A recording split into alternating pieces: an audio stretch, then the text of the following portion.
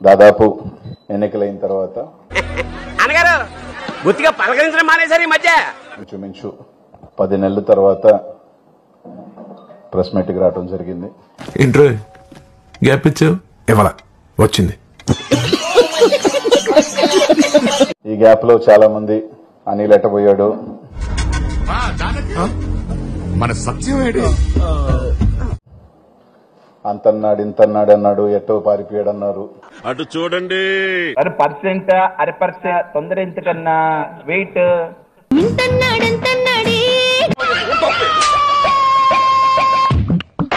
పలానాలతో మంతలాలు ఉన్నారు, కానవాళ్ళ పలానా నాయకుడితో సిట్టింగ్ అన్నారు, రకరకాలు చేశారు. అయినా ఎన్నికలు చూస్తున్నా, అన్ని అబ్జర్వ్ చేస్తున్నా.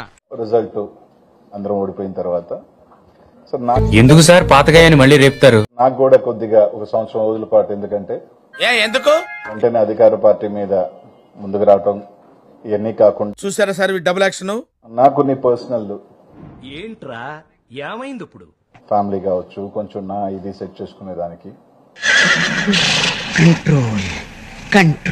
కంట్రోల్ అవ్వతే ఒక 10 నెలలు టైం తీసుకోవటం జరిగింది.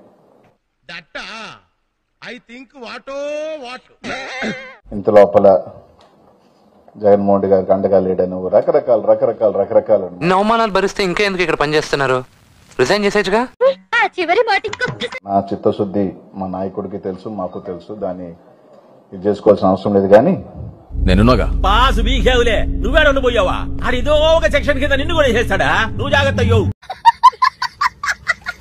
ఈ క్రమంలో ఈ రోజు రావటం కారణం, ముఖ్య ఉద్దేశం చూడాలని ఉందే.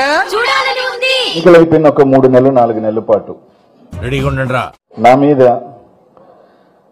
అనిల్ కుమార్ యాదవ్ 1000 కోట్లు, 2000 కోట్లు, 3000 కోట్ల రూపాయలు ఘోరాలు చేశాయి. సిటీలో సగం క్రైమ్స్ కి వీలే కారణం. కొండాపూర్ బ్రదర్స్ మర్డర్ కేసు అయితేనేమి వీళ్ళు చేయని నీచం అంటూ లేదు. క్వాడ్స్ మొత్తం నడిపాడు, మైనింగ్ దందా నడిపాడు, రకరకాలు వేశారు. కనపడ్డ స్థలాలన్నీ కబ్జా చేశా, కలకత్తాకే కన్నీళ్లు పెట్టించా. కానీ నా పేరింటి పక్కాడికి తెలియదు, పోలీసులకు తప్ప. సరే, ఎక్కడా కూడా నేను స్పందించలేదు. నా మౌనమే దానికి కామ్గా ఉండటం కూడా జరిగింది.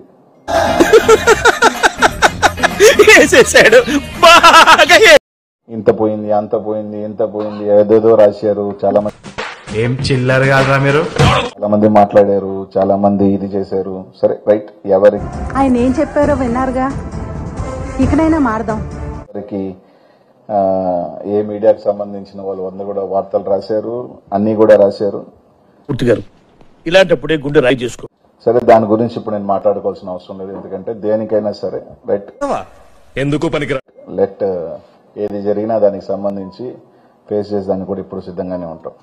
ఇవే తగ్గించుకుంటే మంచి. కానీ ఈరోజు ముఖ్య కారణం, నేను రావటానికి కారణం తెలీదు, గుర్తులేదు, మర్చిపోయా.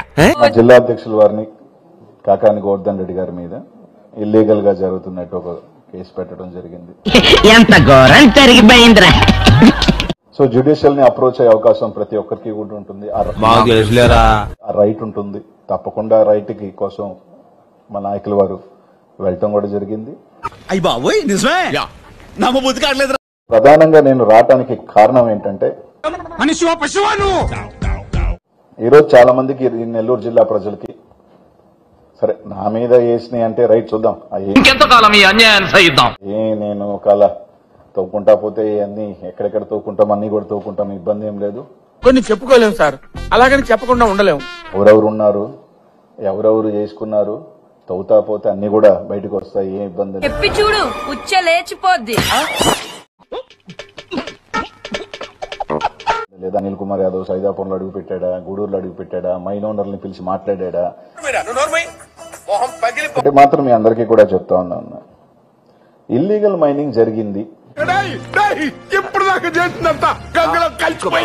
దాదాపు 255 కోట్ల రూపాయలు ఫైన్ వేయటం జరిగింది.